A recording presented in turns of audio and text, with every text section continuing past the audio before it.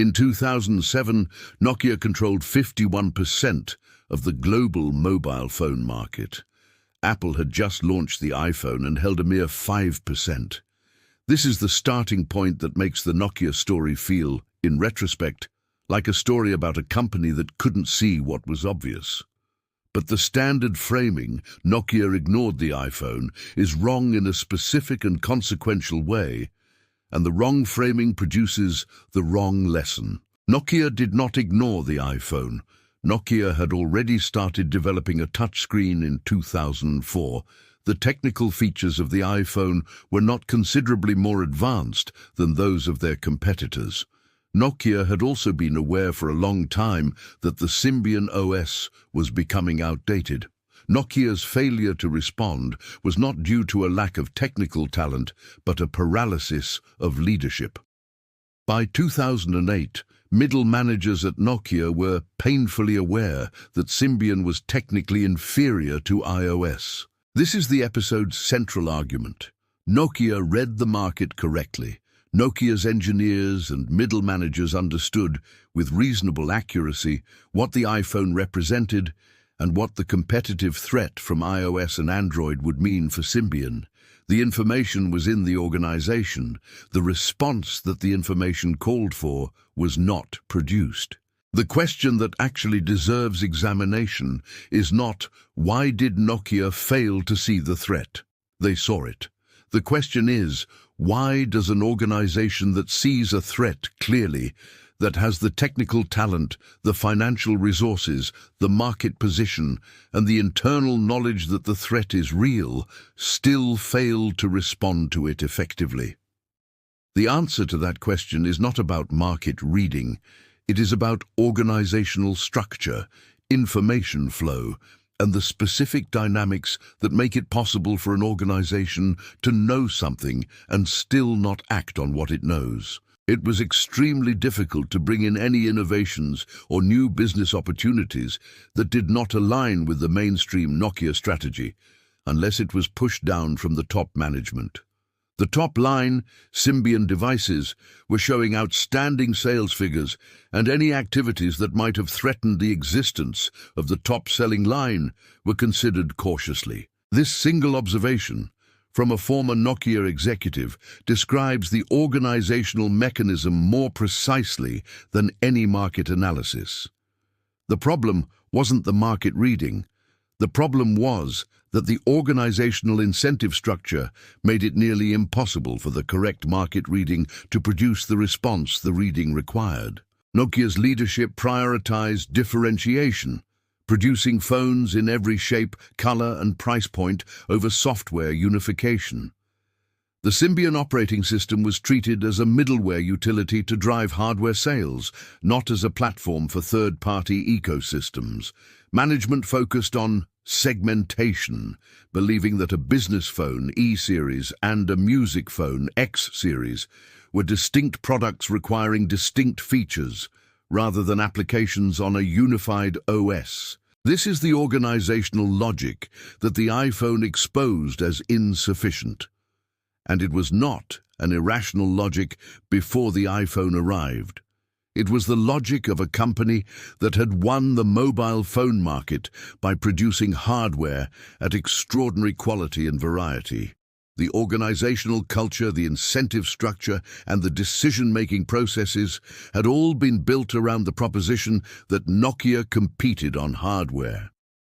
The iPhone introduced a competitor that competed on software ecosystem, a fundamentally different competitive axis that Nokia's organizational architecture was not designed to respond to. Engineers within Nokia were experimenting with Linux-based tablets, Maemo, as early as 2005.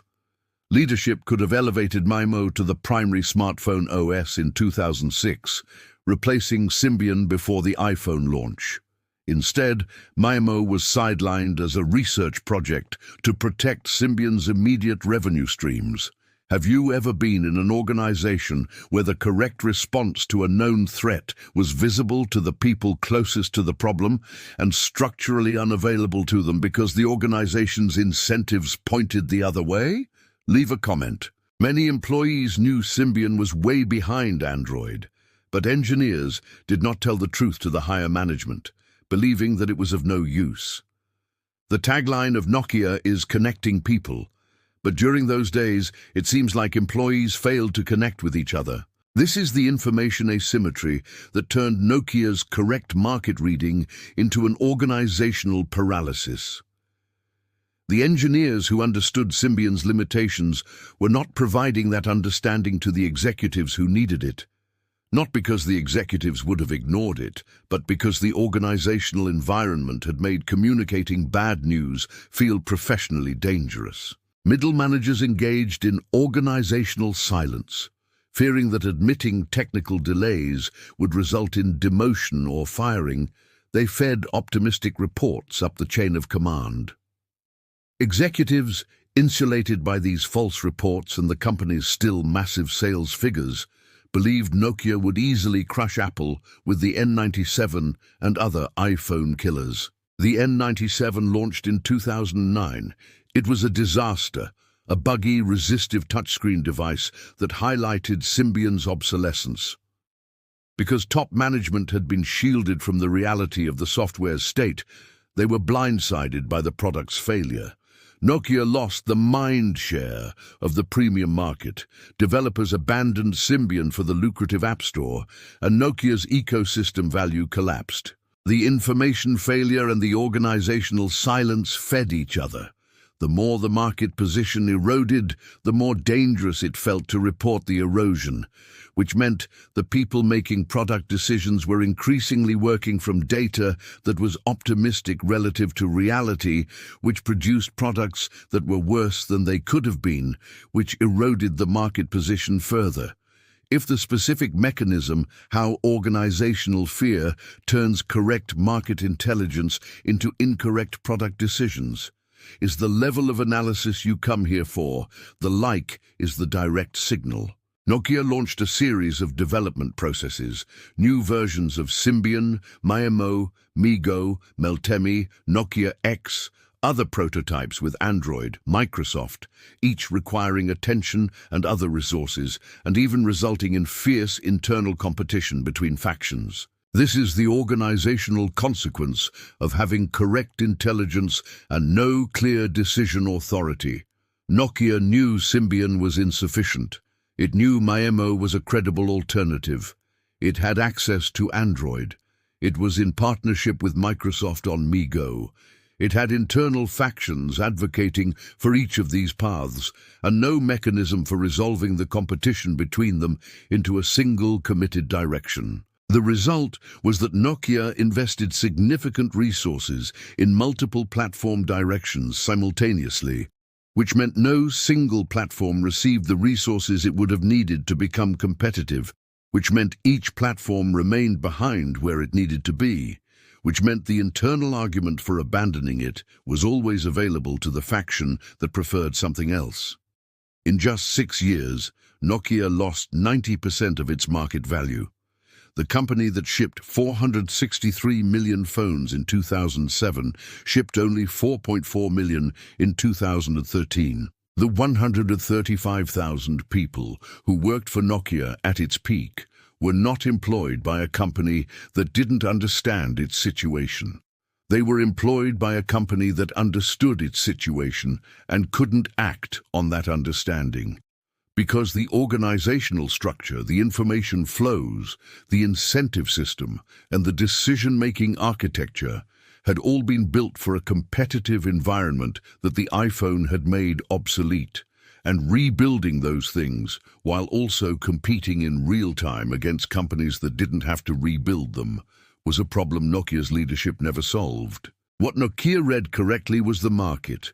What it failed to read, or failed to act on, was its own organizational capacity to respond to what the market was telling it. This is the version of the Nokia story that produces a different and more applicable lesson. Not watch for disruption, but understand whether your organizational structure is capable of responding to the disruption you can see. Nokia's engineers saw the threat. Nokia's middle managers saw the threat. Nokia's executives received optimistic versions of the information the engineers and middle managers actually had.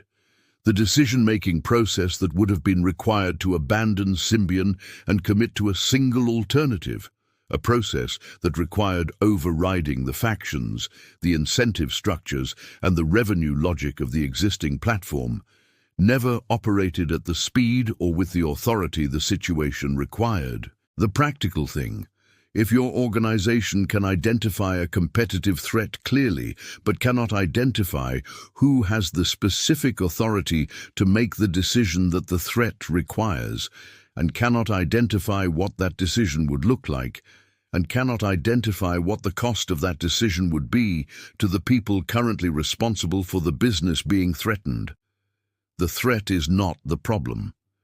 The organizational incapacity to respond to it is. That incapacity is both harder to see and harder to fix than the market threat itself, which is why most post-mortems of competitive failures focus on the market reading rather than the organizational response. Because the market reading is visible, documentable, and comparatively comfortable to analyze. The next episode looks at a different kind of ceiling. Not the one that comes from organizational incapacity, but the one that a strategy approaches from below and can't see until the strategy has already run into it. This content was developed with the support of artificial intelligence tools and underwent human review, editorial curation, and approval before publication. The analysis presented here is strictly educational and philosophical in nature, grounded in behavioral psychology and classical stoicism.